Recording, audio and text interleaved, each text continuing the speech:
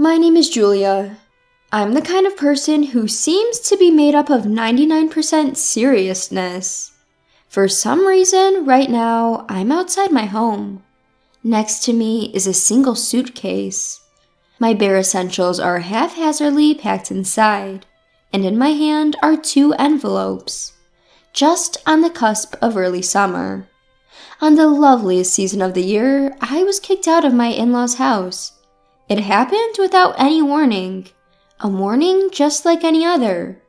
The delicious aroma wafting from the kitchen. After a quick makeup routine in my room, I headed downstairs for breakfast. The housemaid's cooking is always so delicious, I always end up overeating. Today's breakfast seems to be American style. Cheerfully humming, I opened the living room door. But what awaited me was not a wonderful breakfast. "Julia, you deceived us." My mother-in-law, upon seeing my face, teared up and began to repeat unintelligible words like liar and "I trusted you." After saying her piece, she left, leaving behind only a resentful look. On the other hand, my father-in-law just kept glaring at me, his face full of anger. What happened? It was all I could manage to utter. I have no idea why my in-laws are behaving this way towards me. After all, until yesterday, we were getting along as well as with my own parents. While I was perplexed by their inexplicable attitude, my husband Ryan, who was silently eating his breakfast, caught my eye. Last night, he'd said he'd be staying at our other home near his company, so I thought he wouldn't be here this morning. Had he come home late last night? I hurried over to Ryan as if seeking help. What's gotten into Mom and Dad? I choked on my words just as I was about to say, they're acting. Because Ryan was also acting strange. He looked at me as if he was looking at a criminal. A contemptuous, even fearful, cold stare. Ryan? You hypocrite! Ryan spat out those words.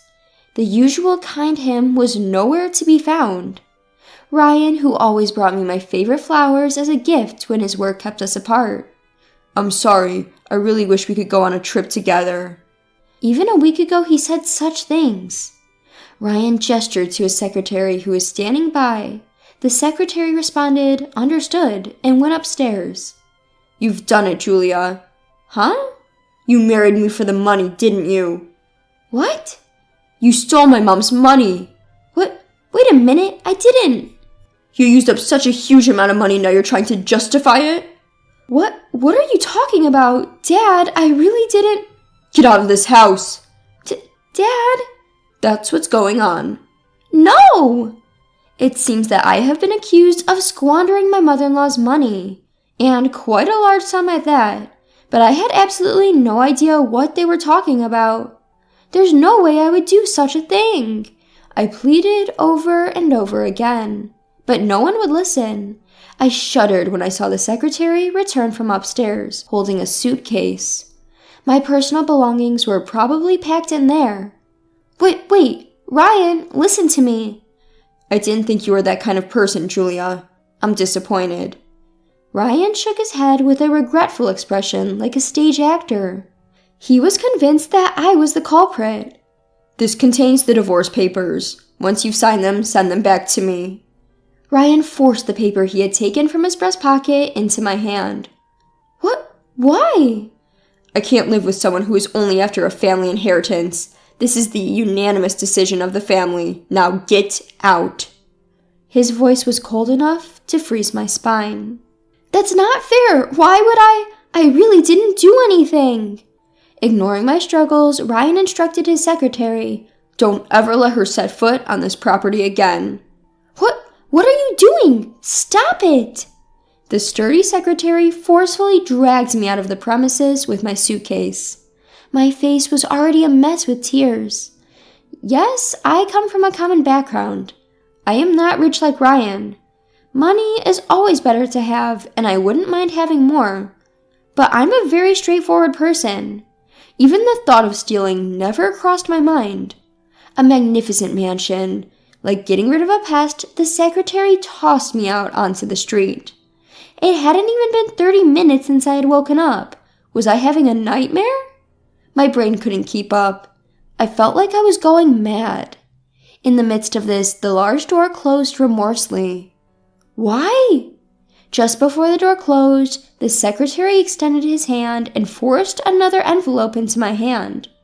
This is also from Mr. Ryan. Please take it. Then the sound of the lock turning echoed and the door was fully closed. I looked inside the envelope. It contained what seemed to be a severance payment of $10,000. I married Ryan 3 years ago.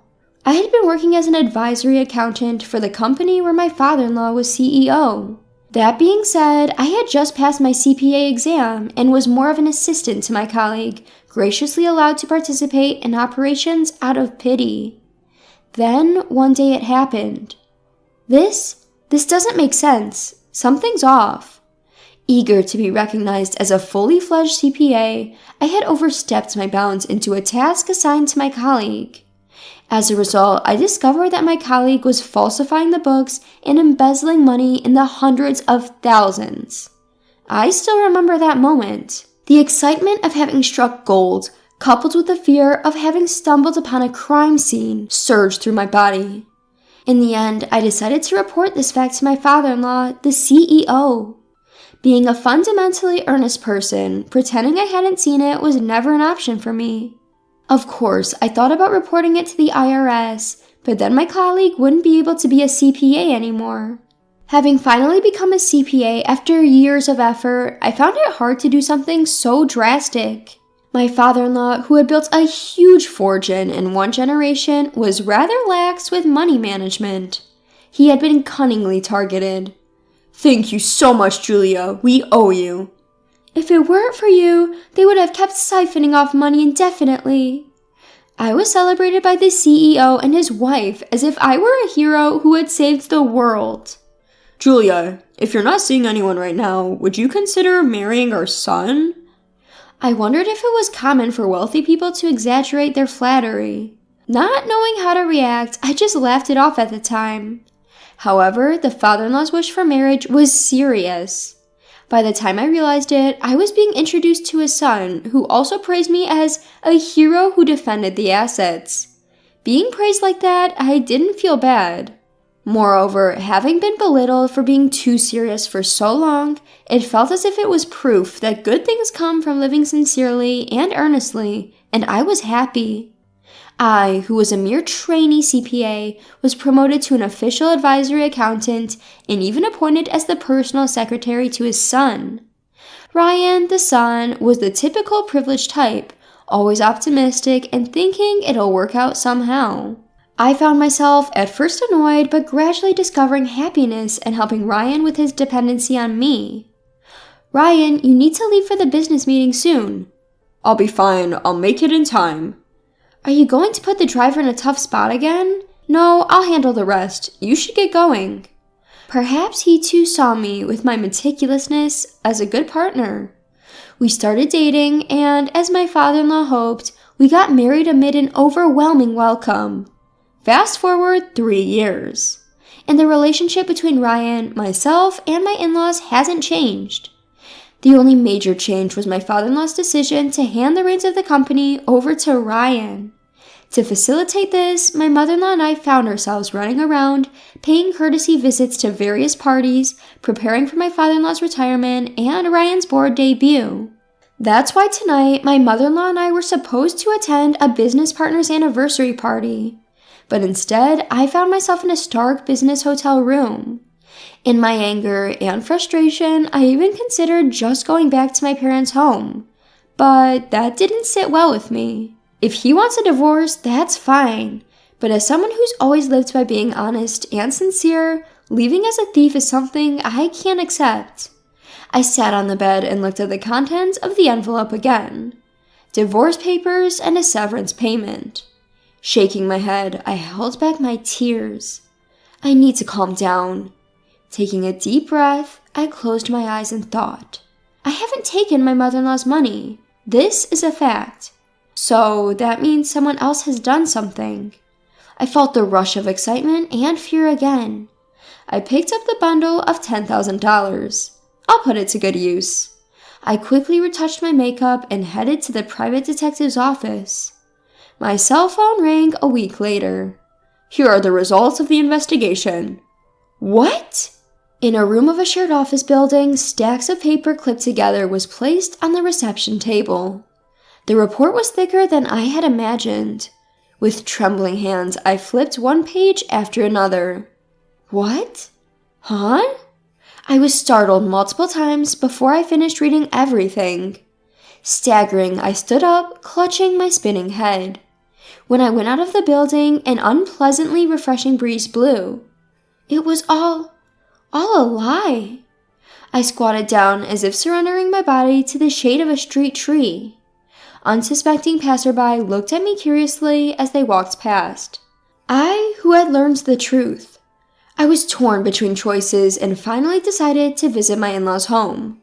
"Why did you let her in the house?" Well, taking over from the maid who hung her head in the wake of being scolded, I presented my signed divorce papers to my father-in-law. "I brought these." "We told you to mail them." "If you wish for a divorce, I have no objections, but I absolutely cannot tolerate being called a thief."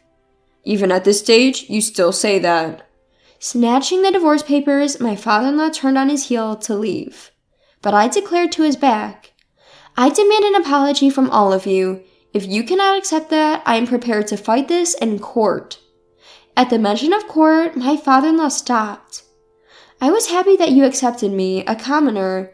I liked you and my mother-in-law, but—" I took a deep breath, clenching my fists. Then I let it out at once. "I really didn't do anything. Do you understand? Let me say it again. I didn't do anything." I said it as calmly as possible. What? What do you mean by I didn't? Mother-in-law, who seemed to have been listening to our conversation from the shadows, joined in with a puzzled look on her face. "I mean exactly what I said." I took out the investigation report from my bag and handed it to her, saying, "Please take a look." "What? What's this?" What happened?" The two of them were devouring the report. It looked like they were about to faint. The person who stole my mother-in-law's money, it was Ryan. Before our marriage, Ryan had a terrible habit of overspending. He said, "We have enough wealth in our family to play and live for a lifetime." He always went abroad to lavish himself.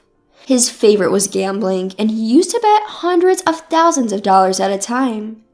Even his parents felt a sense of crisis about this, so they took measures to prevent Ryan from freely using their money.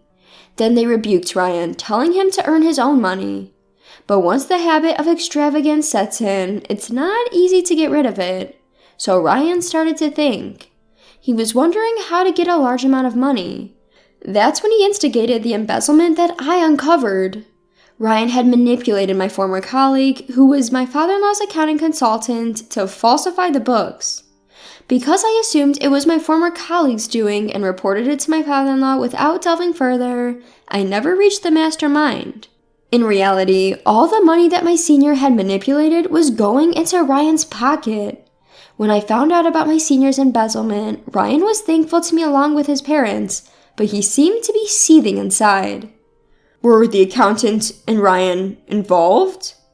It's more like an affair, isn't it? She was married at the time. Still, Ryan told her, "I love you. I want to pool money to live together," and had her embezzle. In the end, my former colleague was fired for her misdeeds. Furthermore, she was divorced because her husband had had enough of her. Despite faithfully following Ryan's selfish request to not mention his name, he ended up marrying me. Ryan persuaded her by saying this. When I opened the report to the relevant page, I stiffened my resolve, vowing not to shed a tear, and read aloud the text written there. "I married Julia just to distract my parents. By making Julia, who is serious about money, my wife, I could loosen my parents' vigilance. That way, I could get as much money as I wanted. Indeed, everything went as he planned. My in-laws, having seen that I had a track record of catching embezzlers, let their guard down about Ryan's spending because I was their son's wife. Mother-in-law, why did you think that I stole your money?" That's because Ryan said he left my card with you, Julia." My mother-in-law averted her gaze from me. "Ryan, he's been working seriously lately, and I thought there might be times when it doesn't look good to pay in cash, so I let him carry my credit card. But at that time, Ryan said, I mustn't use it limitlessly, so I'll have Julia manage it. So that's why I was accused of being a thief. Just so you know, I didn't even hear about this from Ryan. Perhaps unable to hide her shock at being deceived by her son, she wore a lifeless expression. By the way, mother-in-law, did you read about what your stolen money was used for? I don't understand anything anymore. Her voice was barely audible.